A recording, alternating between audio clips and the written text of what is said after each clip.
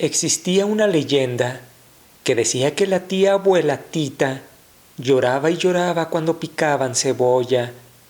Dicen que llegó al mundo cuando la bisabuela estaba embarazada de ella y estaba llorando cuando ésta picaba cebolla. Ese día el llanto fue tanto que las lágrimas provocaron que el parto se adelantara. Así que Tita nació prematuramente. No fue necesario darle la clásica nalgada al nacer, pues Tita nació llorando. Tal vez porque ella sabía que su oráculo determinaba que en esta vida le estaba negado el matrimonio. Tita nació en la cocina, y este inusitado hecho hizo que Tita sintiera un inmenso amor por la cocina, y que la mayor parte de su vida la pasara en ella. Su padre, por cierto, murió 2 días después de que Tita nació. A Elena, la mamá de Tita, por el impacto de lo sucedido, se le fue la leche, así que fue Nacha, la encargada de la cocina de la casa, la que se encargó de alimentar a la bebé. Desde entonces Tita era cuidada desde la cocina. Entre atoles y tés creció sana. Nacha, la cocinera, era la mejor amiga de Tita. Juntas se dedicaban a inventar juegos y actividades siempre en relación con la cocina. Cuando Tita cumplió los 15 años, una vez, con voz temblorosa, le dijo a su mamá que Pedro Musquiz le había informado que quería hablar con ella. Mamá Elena le preguntó a Tita para qué quería venir Pedro a hablar con ella, y con timidez Tita respondió que no sabía. Y con una mirada severa, mamá Elena le dijo a su hija: «Pues si viene para pedir tu mano, más vale que le informes que no me haga perder el tiempo, pues tú, por ser la más chica de mis hijas, no te puedes casar, porque a ti te corresponde cuidarme hasta que me muera». Tita quiso protestar, pero fue acallada por su madre. Tita bajó la cabeza con la misma fuerza con que sus lágrimas cayeron sobre la mesa, y así cayó sobre ella su destino. Tita cuestionaba por qué a la hija más chica le correspondía dicha tarea. Si ella no podía casarse, entonces ¿quién cuidaría de ella? ¿Desde cuándo comenzó semejante tradición? Pero estas preguntas eran irrelevantes, pues a su mamá se le obedecía y punto. Tita le mandó una carta a Pedro diciéndole que desistiera de sus pretensiones, pero de poco sirvió, pues pocos días después, acompañado de su padre, Pedro se presentó a la casa de mamá Elena para poder pedir la mano de su hija Tita. La señora de la casa, serena pero tajante, les dijo que era imposible porque Tita cuidaría de ella hasta su muerte, pero aceptaba que Rosaura, la hermana de Tita, próxima a cumplir 18 años, estaba disponible y preparada para el matrimonio. Las 3 hermanas estaban encerradas en la cocina a la expectativa de lo que ocurría afuera, mientras preparaban tortas de Navidad, uno de los platillos favoritos de Tita. No tardó mamá Elena para entrar a la cocina y darles la noticia a sus hijas de que había aceptado que Pedro se casara, pero no con Tita, sino con Rosaura. Al escuchar esto, Tita sintió como si el invierno le hubiera entrado al cuerpo de golpe y porrazo. Era tal el frío y tan seco que le quemó las mejillas y se las puso rojas. Cuando Pedro y su padre se fueron, aquel fue cuestionado por su padre y le dijo: «Pues no que estabas muy enamorado de Tita y ahora aceptas casarte con su hermana. Vergüenza debería darte». Y Pedro contestó: «No, padre, me caso con Rosaura porque es la única forma que tengo de estar cerca de Tita, pues ella es a quien en realidad amo, y esa es la única manera de estar con ella». Esa noche Tita no pudo dormir. Recordó cuando por primera vez conoció a Pedro. Fue en una cena de Navidad en su casa. La familia de Pedro había sido invitada. Pedro no paraba de mirarla, y Tita recordaba esa mirada. Cuando la sintió, le quemaba la piel. Tita no pudo sostenerle la mirada y bajaba la vista. Su mamá le pidió a Tita que fuera a la cocina por bocadillos para los invitados. Pedro se ofreció a ayudarle. Tita caminaba rápido a la cocina sin decir nada. La presencia de Pedro la ponía nerviosa. Cuando agarró la charola con los bocadillos, Nunca olvidaría el roce accidental de sus manos cuando torpemente tomaron la charola al mismo tiempo. Pero antes de salir de la cocina, Pedro le confesó su amor. Tita no supo qué responder. Le dijo que aguardara, pero Pedro le contestó: «No, necesito una respuesta en este momento. El amor no se piensa, se siente o no se siente». «Yo lo siento», dijo Pedro. «¿Usted también?». «Sí», dijo Tita. «Sí, y 1000 veces sí». Tita lo amó desde esa noche para siempre, pero ahora tenía que renunciar a él, pues era el futuro esposo de su hermana. Tenía que ahuyentarlo de su mente. Intentó comer la torta de Navidad. No había pena alguna que no lograra desaparecer mientras comía una deliciosa torta de Navidad. Pero no en esta ocasión. El vacío que sentía en el estómago no se alivió, al contrario, una sensación de náusea le invadió. Ese vacío no era de hambre, más bien se trataba de una álgida sensación dolorosa, y rabiosamente lloró.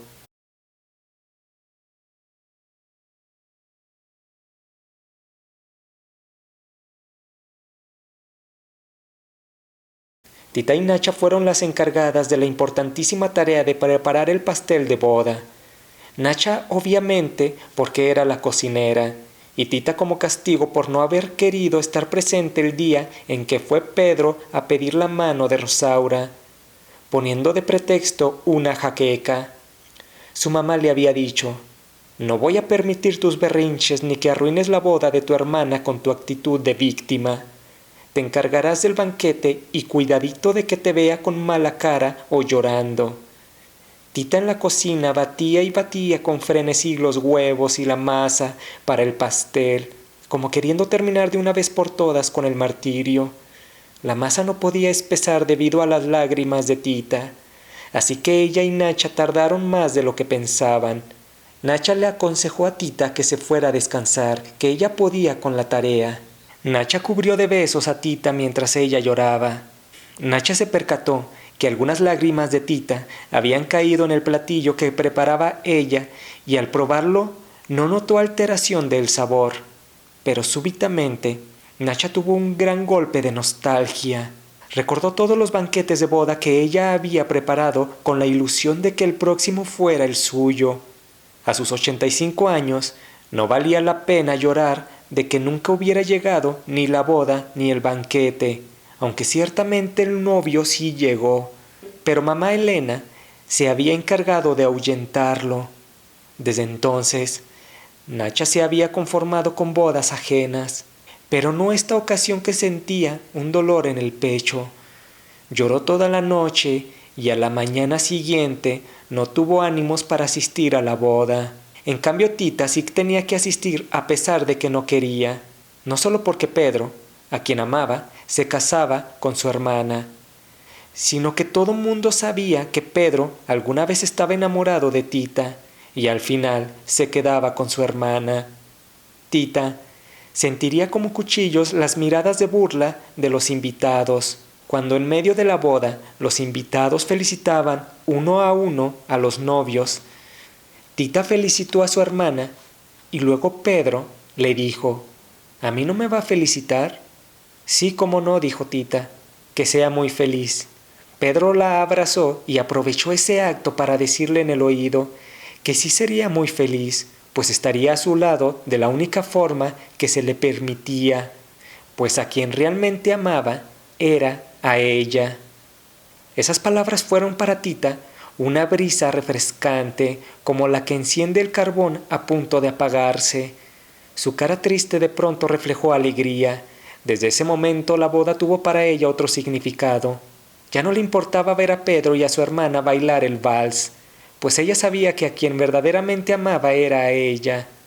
Por otro lado, los invitados comían del pastel que Tita había preparado junto a Nacha, y al comerlo, una inmensa nostalgia se adueñaba de todos los presentes.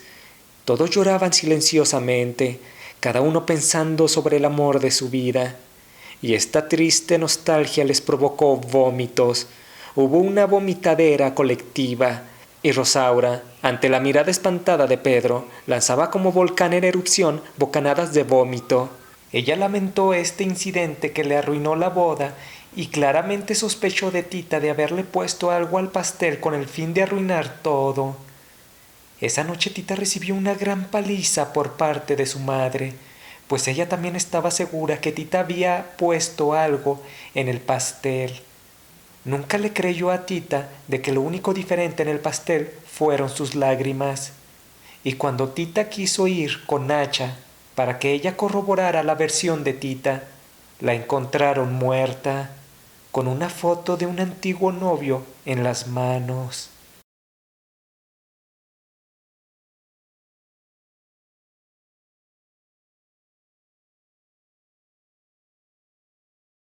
A la muerte de Nacha, la cocinera de la familia, Tita fue la más capacitada para reemplazarla. A Tita le dio una gran depresión puesto que Nacha fue su mejor amiga, era como su verdadera madre. Pedro, para consolarla, le dio un ramo de rosas. Esto llenó de emoción a Tita, una emoción que mamá Elena veía con sospecha y desconfianza. Así que le ordenó a Tita que tirara las rosas a la basura.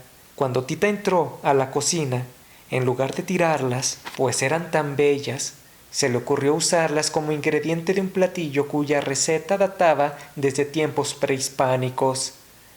Para dicho platillo se requería carne de ave, precisamente de faisán, pero como no había este tipo de pájaro cerca, Tita decidió hacerlo con carne de codorniz. Cuando sirvió el platillo, Pedro lo probó con exquisitez y comenzó a sentir lujuria. Gertrudis, la otra hermana de Tita, comenzó a sentirse rara. Parecía que tenía en ella un efecto afrodisíaco, muy intenso. De pronto comenzó a pensar en un revolucionario que había visto una semana antes en la plaza del pueblo. Empezó a sudar e imaginar ir sentada en el lomo del caballo, abrazada por el villista. En aquella ocasión de la plaza sus miradas se encontraron y lo que Gertrudis vio en dicha mirada la hizo temblar. Un extraño fenómeno de alquimia se manifestaba en la comida, donde Tita era la emisora, Pedro el receptor y Gertrudis en quien se sintetizaba ese deseo a través de la comida. Pedro y Tita no se dejaron de mirar, y Pedro le dijo: «Nunca había probado algo tan exquisito. Muchas gracias». Gertrudis sudaba gotas rosas y olían a rosas. Sentía ganas urgentes de darse un baño. Cuando intentó darse el baño, las gotas que salían de la regadera se evaporaban antes siquiera de tocarla. El calor que desprendía su cuerpo era tan intenso que las maderas empezaron a tronar y a arder. Ante el pánico de morir quemada por las llamas, salió corriendo así como estaba, toda desnuda. El olor a rosas que su cuerpo desprendía se había esparcido muy lejos, hasta las afueras del pueblo, donde se libraba un combate entre revolucionarios y federales. El villista que Gertrudis se había encontrado semanas antes en la plaza comenzó a percibir el olor a rosas, y de manera súbita abandonó la batalla y a todo galope se dirigió al rancho de mamá Elena. Juan, así se llamaba el revolucionario, no sabía el porqué de su prisa.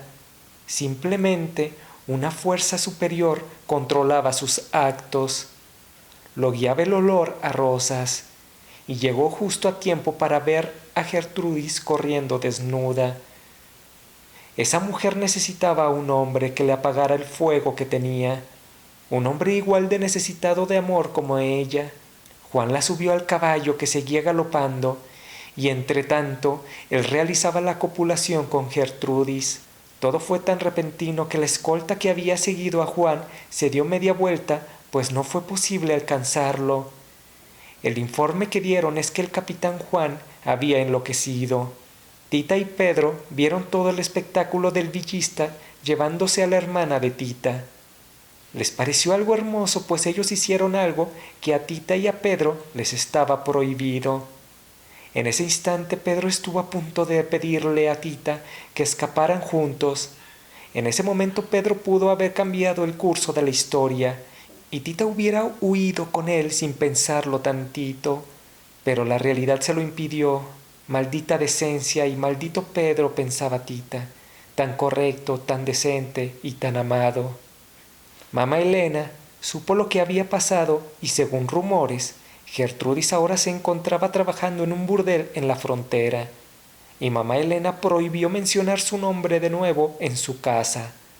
A pesar del intento de mamá Elena de barrer la deshonra de su hija, ni con el paso de los años desapareció el olor a rosas de la regadera, y cada año Tita preparaba el platillo de codornices con rosas como ofrenda a la libertad de su hermana.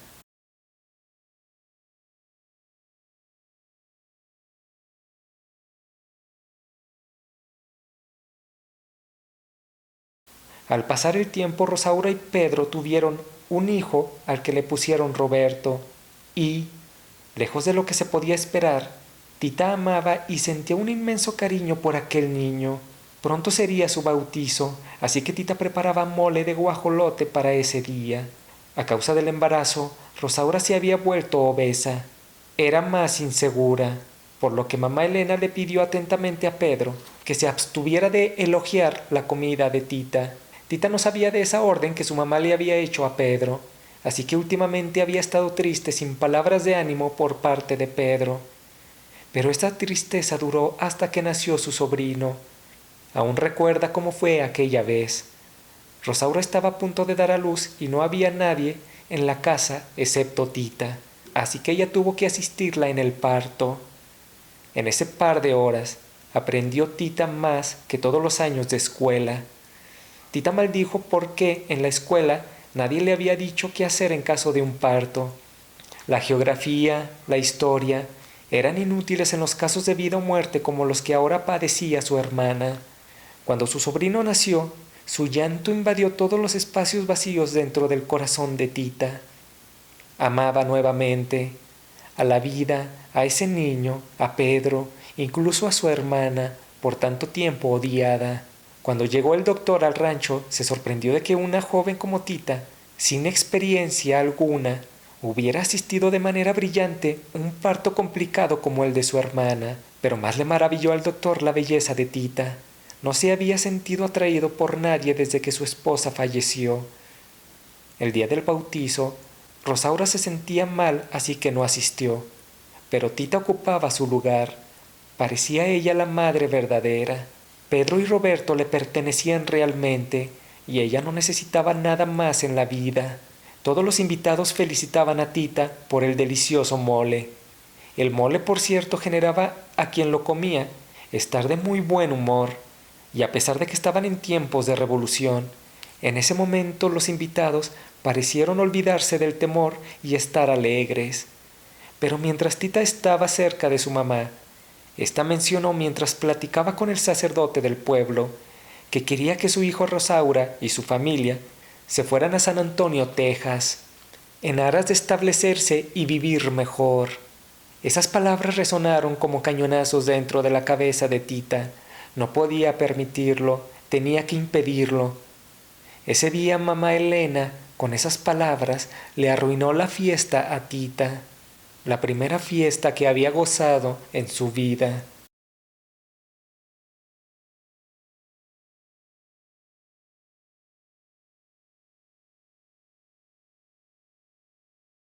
Desde que Pedro, Rosaura y su hijo se fueron a vivir a Texas, la vida para Tita ya no tenía valor. Lo único que le preocupaba era alimentar a un pichón que había adoptado y nada más. Hubo una ocasión en que los revolucionarios pasaron por el rancho y rápido mamá Elena escondió a Tita en la casa. Sabía que los revolucionarios saqueaban y abusaban de las mujeres. Cuando llegaron al rancho, el capitán le pidió a mamá Elena que cooperara con la causa y entregara bienes. Mamá Elena les dio todas sus provisiones. Juntaron tanto que pudieron alimentar al batallón durante una semana. Antes de irse, el capitán percibió un olor a rosas que provenía de la bañera. El capitán le preguntó a mamá Elena que había escuchado que tenía hijas y le preguntó que dónde estaban. Esta le respondió que en Estados Unidos, y una había muerto.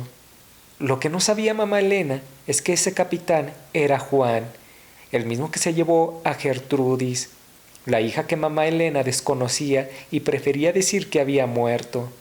Es una lástima, dijo Juan, y se retiró. Tita salió de su escondite imaginando que su madre había sido asesinada por los guerrilleros, pero se quitó esos pensamientos atrevidos de la cabeza. Mientras Tita preparaba el chorizo en la cocina, mamá Elena recibió la noticia de que su nieto había muerto.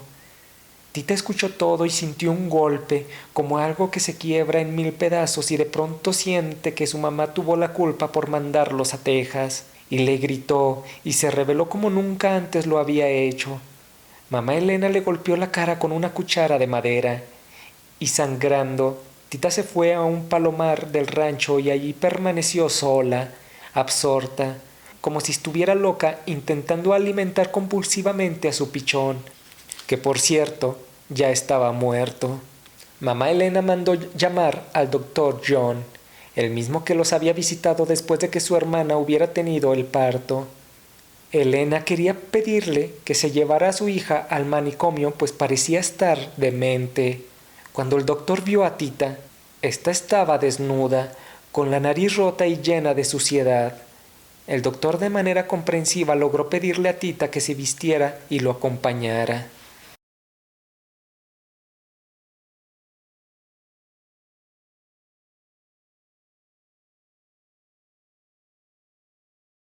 El doctor prefirió que Tita se mudara a su hogar, en lugar de llevarla a un manicomio como su madre le había pedido. Tal vez en un manicomio hubiera terminado realmente loca, pero con el doctor y su actitud cariñosa y sus palabras cálidas, Tita se sentía cada vez mejor. El doctor tenía un laboratorio en su casa en el cual, entre otras cosas, fabricaba fósforo.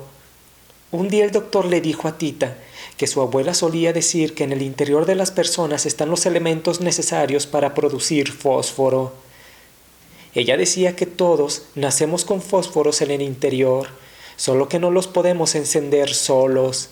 Necesitamos oxígeno, el cual debe provenir del aliento de la persona amada. La chispa puede ser una caricia, algún tipo de comida, y así encenderse en una intensa emoción. Cada persona debe descubrir cuáles son sus detonadores, pues dicha combustión es lo que nutriría el alma. Tita, triste, sintió que su interior estaba lleno de humedad y moho, así que no podría jamás encender dicho fuego. El doctor continuó: si se llegara a encender todo el fósforo interno de una persona a causa de una emoción muy fuerte, produciría un resplandor tan fuerte que aparecería frente a uno un túnel que conduciría al reencuentro con nuestro origen divino.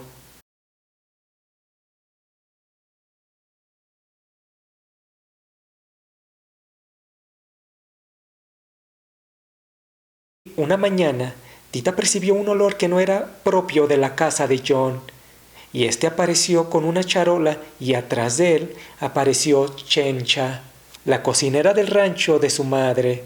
Se abrazaron y Tita comió el caldo que había traído Chencha. Al probarlo, Tita rememoró a Nacha. Sentía que estaba en ese momento junto a ella, acariciándole la cabeza como cuando era niña. Ahí estaban invocados sus recuerdos de la infancia en la cocina: las tortas de Navidad, el rancho, el pan de natas, la leche hervida, el ajo y la cebolla. Y como siempre, al percibir el olor de cebolla, lloró como no había llorado desde su nacimiento. Chencha se despidió y días después John le propuso matrimonio a Tita, quien ya se había recuperado del todo. Tita aceptó y con un beso sellaron el compromiso, aunque Tita no sintió lo mismo cuando por primera vez besó a Pedro, pero seguramente lo sentirá. Al menos eso esperaba Tita, pues John había hecho tanto por ella.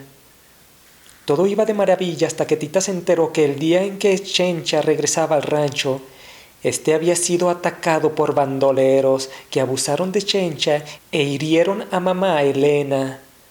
Tita tuvo que regresar al rancho. Su mamá la desconocía, pues Tita irradiaba una luz en su mirada. Tita atendía a su madre con la intención de regresar con John cuando ella se recuperara. Con gran esfuerzo, Tita le cocinó a su mamá un caldo de res que al probarlo, mamá Elena lo escupió. Esto llenó de decepción a Tita. En tanto el doctor llegó y al atender a mamá Elena, ésta le confesó que sentía que Tita le había echado algo raro a la comida. El doctor John probó el caldo y le pareció una delicia. Mamá Elena percibía que había algo entre Tita y John, y como Tita no podía casarse hasta que ella muriera, seguramente Tita le estaba poniendo algo, entre comillas, a la comida, en aras de deshacerse de ella y así poder casarse. Tita le hacía de comer a su mamá, pero ella no comía hasta que Tita primero probara la comida.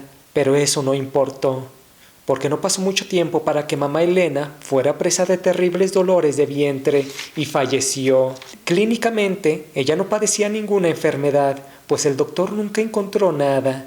Seguramente murió creyendo que su hija la envenenaba. Tita revisó un cofre que su mamá había guardado tan celosamente y al abrirlo se dio cuenta que eran cartas de amor. El amor de su madre nunca pudo concretarse, pues no la dejaban casarse sus padres con quien ella amaba. Tita lloró, no por su madre, sino por esa mujer a la cual no le permitieron que amara. Y Tita juró en su tumba que ella jamás renunciaría al amor. Pero en el velorio asistió Pedro y Rosaura, y al abrazar a Pedro, Tita sintió algo que la hizo estar insegura sobre su compromiso con John.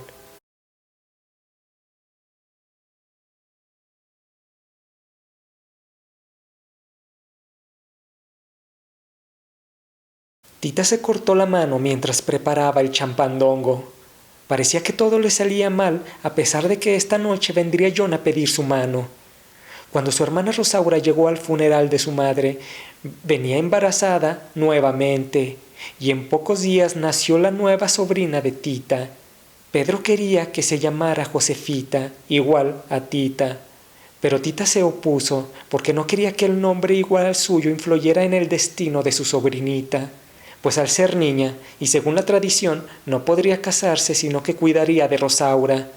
Tita rezaba para que por la mente de su hermana no se cruzara la idea de perpetuar semejante tradición. A petición de Tita, su sobrinita se llamó Esperanza.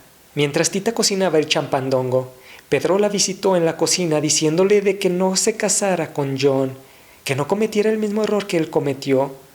Pedro le dijo que él se casó con su hermana para estar cerca de ella, pero que fue mala idea y que lo mejor hubiera sido haber huido con ella. Demasiado tarde, contestó Tita, sugiriéndole que a la próxima vez que se enamore él de alguien, ahora sí no sea tan cobarde. Por cierto, John tenía un hijo de nombre Alex. Cierto día fueron a visitar a Tita y cuando Alex vio a Esperancita, dijo que era una niña muy bonita y cuando fueran grandes se casarían. Todos se rieron por dicha ocurrencia, pero Rosaura contestó que no se podía casar ya que la cuidaría hasta su muerte. A Tita se le pararon los pelos de punta cuando escuchó semejante locura. En esos días, Tita estaba irritada, como agua para chocolate, y no precisaba si por culpa de Pedro o su hermana, perpetuando la absurda tradición o todas esas cosas a la vez. Tita despidió a John, pues éste viajaría, y quería irse rápido para regresar también pronto y casarse así con Tita. Cuando Tita regresó a la recámara, alguien la había seguido. Era Pedro, quien sin decir nada se abalanzó encima de ella y la hizo suya. Rosaura, mientras tanto, se asomó por la ventana de su recámara y vio extraños resplandores fosforescentes, y estos se elevaban hacia el cielo, lo cual la impactó sobremanera, y eso fue algo que nunca pudo explicar.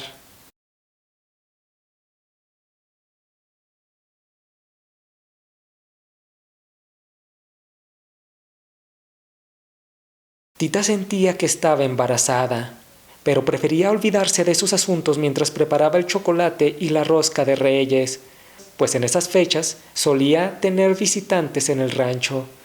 Tita recordó su infancia cuando ella no tenía problemas. ¡Qué épocas de felicidad aquellas! Rosaura se acercó a Tita, confiándole que necesitaba una dieta, pues había engordado mucho y Pedro le huía. Tita aceptó y Rosaura le agradeció. Sin embargo, Tita estaba destruida en secreto, pues no sabría lo que ocurriría cuando se enterara tanto Rosaura y John su embarazo con Pedro. Mientras Tita estaba en la cocina, continuando los preparativos de la rosca, de repente una ráfaga de viento interrumpió dentro de la casa y apareció mamá Elena, la cual le increpó a Tita lo que hizo con Pedro. Desde ahora yo maldigo a tu hijo, dijo el espíritu de mamá Elena. Antes de entrar Chencha a la cocina, desapareció mamá Elena y Tita estaba desconcertada. Y cuando Chencha la vio en ese estado, Tita no le quiso confesar nada. Cuando llegaron los invitados al rancho, aparecieron unos revolucionarios que, para sorpresa de todos, venían comandados por Gertrudis, la hermana de Tita que se había fugado tiempo atrás y estaba casada con Juan, el general que se había llevado a Gertrudis. Gertrudis dijo que había llegado al rancho porque nadie hacía el agua de chocolate como su hermana Tita. Tita estaba emocionada y abrazó a su hermana Gertrudis. Todos comenzaron a sacar guitarras, armónicas y acordeones e hicieron fiesta, y contaron anécdotas de la revolución.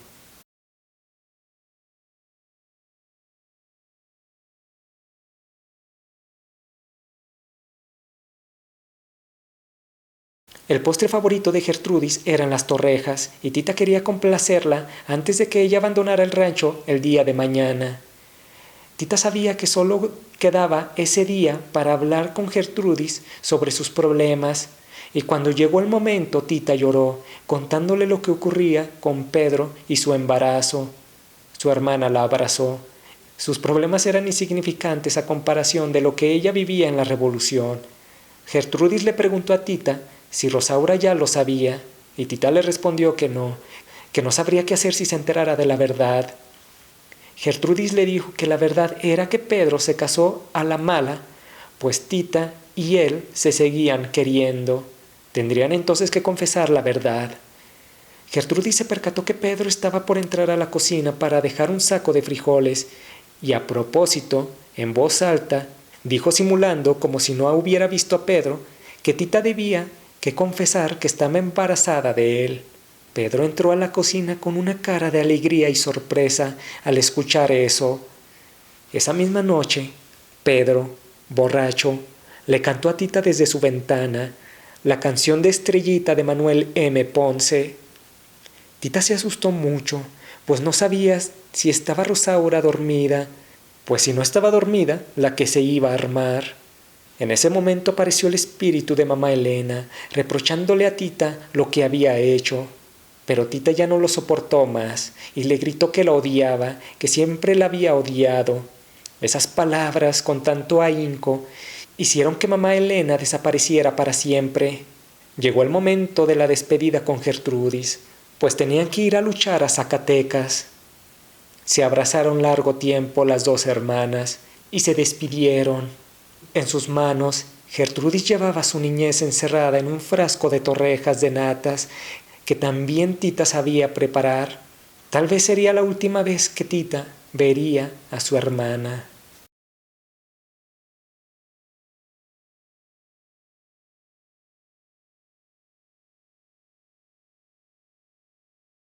Cuando John regresó de Estados Unidos a casarse con Tita, trajo consigo a su tía Mary, una anciana de 80 años que quería conocer a la futura esposa de su sobrino. Tita estaba preocupada y angustiada, pues sabía que no se casaría con John, pero lo menos que Tita podía hacer por John y su tía era prepararles algo decente. Pero las visitas de los revolucionarios habían acabado con todas las provisiones. Mientras Tita estaba en la cocina, entró Rosaura diciéndole que tenía una conversación pendiente con ella, y Tita respondió que efectivamente. De hecho, tenían esa conversación pendiente desde que ella se casó con su novio, Pedro. Rosaura le dijo que ese amor no le correspondía según la tradición. Una tradición que se romperá cuantas veces sea necesario hasta que se me tome en cuenta, respondió Tita. Y le gritó que Pedro se había casado con ella solo para estar cerca de Tita. Rosaura le dijo que ya no le importaba si Tita y Pedro tenían algo a escondidas. Solo les advirtió que si lo hacía público y la gente trataba a Rosaura como el hazmerreír del pueblo, lo lamentarían y sacaría a Tita del rancho, el cual heredó de mamá Elena. Tita estaba furiosa y pensó que no debería encariñarse con una familia que no le pertenecía. Sufriría no estar con su sobrinita Esperancita como sufrió con la muerte de Robertito. Al final, tal vez lo mejor sí era casarse con el doctor y salirse de allí. Por cierto, los frijoles no estaban listos y se estaban demorando pues no se cocían. Tita recordó las palabras de Nacha cuando le dijo que en veces la comida queda cruda cuando hay disputas alrededor. Lo mejor es cantar y preparar la comida con alegría, para que la comida se contentara y lograra cocerse. Tita cantó y recordó su encuentro pasional con Pedro. El caldo de frijoles comenzó a hervir con vehemencia. Cuando Tita recibió a sus visitas, John y su tía halagaron el buen sazón de Tita. Sin embargo, Tita le dijo a John que no sabía si estaba lista para casarse. John, comprensivo como siempre, le dijo que no quería presionarla, que lo pensara muy bien, que él solo quería asegurarse que a su lado Tita sería feliz. Tita tendría entonces que tomar su decisión, la definitiva.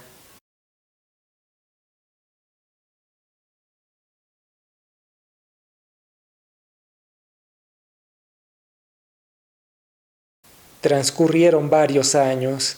Tita ahora tenía 39 años, pero lucía hermosa como siempre. La boda estaba programada para el mediodía. Por cierto, Rosaura había fallecido por una congestión estomacal aguda hace un par de meses. Se prolongó la boda debido a ese suceso. Mientras Tita preparaba los chiles en nogada para el banquete de la boda, pensó que su hermana hubiera estado contenta de asistir a dicha boda. El día del banquete asistió su hermana Gertrudis y Juan, vistiendo muy relucientes y evidentemente viviendo en las altas esferas desde que acabó la revolución. Cuando llegó el momento del baile, los invitados agarraron pareja. Tita bailó con Pedro. Ella lucía esplendorosa. Después de tantos años, Pedro volvió a preguntarle a Tita si quería casarse con él. Era lo único que siempre añoró en su vida. Tita lloraba, pero eran lágrimas de felicidad. Tanto tiempo pasaron ella y Pedro en disimular su amor, pero ya no más. A estas alturas a Tita ya no le importaba lo que dijera la gente. Era evidente que entre ella y Pedro existía una relación amorosa. Siempre existió. Durante tantos años respetaron el pacto de un matrimonio artificial, un matrimonio falso entre la hermana de Tita y Pedro, y ya estaban cansados. Ellos no eran jóvenes como Esperanza y Alex, el hijo de John, que por cierto se casaban ahora, y esta era en realidad su boda. Esperanza, la sobrina de Tita e hija de Pedro y Rosaura, se les iba del rancho. ¿Qué diferencia era esta boda a la de Rosaura y Pedro de hace tiempo, en donde todos tuvieron problemas estomacales? Por su parte, los chiles en nogada estaban deliciosos, simulaban la bandera, el verde de los chiles, el blanco de la nogada y el rojo de la granada. Los chiles en nogada también tuvieron un curioso efecto afrodisíaco, y los invitados cada vez más abandonaban la fiesta para realizar encuentros amorosos, pues la comida les había inspirado. Pronto, en el rancho, solo quedaron Tita y Pedro. Por primera vez en la vida podrían amarse libremente. Por muchos años tuvieron que esconderse, disimular para no levantar sospechas. Durante muchos años tuvieron que callarse, pero todo ello pertenecía ya al pasado. Se tomaron de las manos, se abrazaron y dieron rienda suelta a la pasión por tantos años contenida. Pedro fue el primero que dejó de respirar. Tita no quería vagar errante por las tinieblas toda la eternidad, así que decidió acompañar a Pedro. Recordó la primera mirada, el primer roce de manos, el primer ramo de rosas, el primer beso y la primera relación íntima. Tita logró encender todos los fósforos internos que produciría el túnel de luz que nos llama a reencontrar nuestro origen divino. ya nunca más se separarían. Se dice que los habitantes de lugares cercanos vieron grandes resplandores y lumbre proveniente del rancho. Cuando llegaron al lugar estaba hecho cenizas. Lo único que se encontró entre las cenizas fue un libro de recetas de cocina. Cada una narra una historia de amor. Ya nadie cocina como Tita, pero ella seguirá viviendo mientras todavía haya alguien que cocine sus recetas.